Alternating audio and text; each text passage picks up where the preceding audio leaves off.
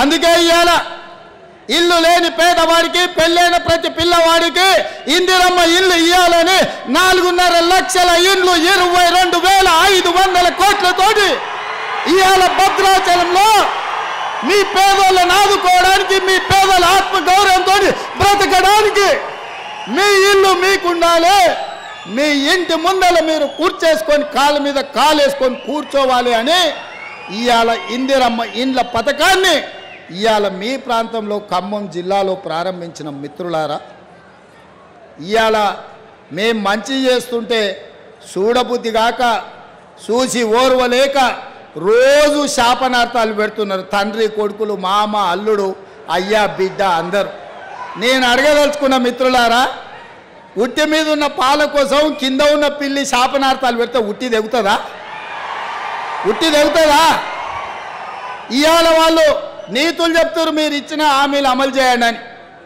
మరి మీరు ఇచ్చిన హామీలు 10 ఏళ్ళు అయింది. సిగ్గులేనోడా కేటీఆర్ ఏనాడన్నా ఆలోచన చేసినవా? నీ అయ్యాన్ని అడిగినవా ఎప్పుడైనా ఇంటికి వెళ్ళి? ఇవాళ 90 రోజుల్లోనే ఇందిరమ్మ రాజ్యంలో 1,00,000 కోట్లాది ఆడబిడ్డలు బస్సుల్లో ఉచితంగా ప్రయాణం చేస్తున్నారు. పేదలకు రాజీవ్ ఆరోగ్య రూపాయలకే ఆడబిడ్డలకు సిలిండర్ అందిస్తున్నాం. పేదలకు ఇవాళ 200 యూనిట్లు ఉచితంగా ఇంటి విద్యుత్ ఇస్తున్నాం. ఇవాళ పేదలకు 5 లక్షల రూపాయలతోటి ఇందిరమ్మ ఇల్లు కట్టుకోనికే కాంగ్రెస్ పార్టీ పనిచేసింది.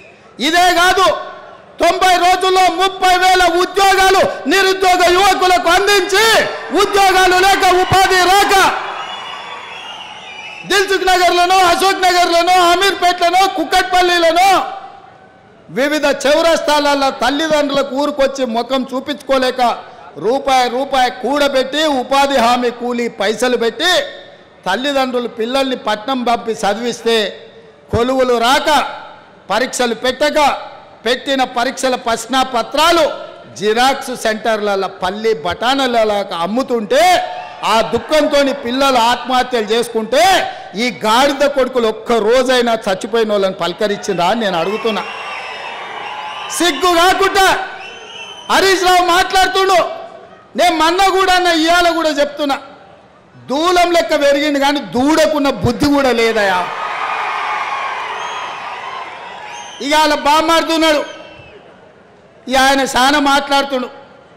ఆ పేడమూతి బోడలింగానికి నేను చెప్పదలుచుకున్నా, అరే సన్నాసి, మీ ఇద్దరిని బిల్లారంగా అన్నాం. బీఆర్ఎస్ అంటేనే బిల్లారంగా సమితిరా, దొంగలరా, తోడు దొంగలరా మీరంతా. ఈ రాష్ట్రాన్ని దేశాన్ని కొల్లగొట్టిన దొంగలరా. మీ అయ్యొక్క చార్లెస్ శోభారాజురా ఈ రాష్ట్రాన్ని దేశాన్ని అంతర్జాతీయ స్థాయిలో పరువు తీసి కాళేశ్వరాన్ని కూలగొట్టి మేడిగడ్డ మేడిపండై అన్నారం ఇవాళ పగిలిపోయి సుందిళ్ళ సంకనాకడానికి పోయిందిరా. మీ పాపాల పన్నెమే.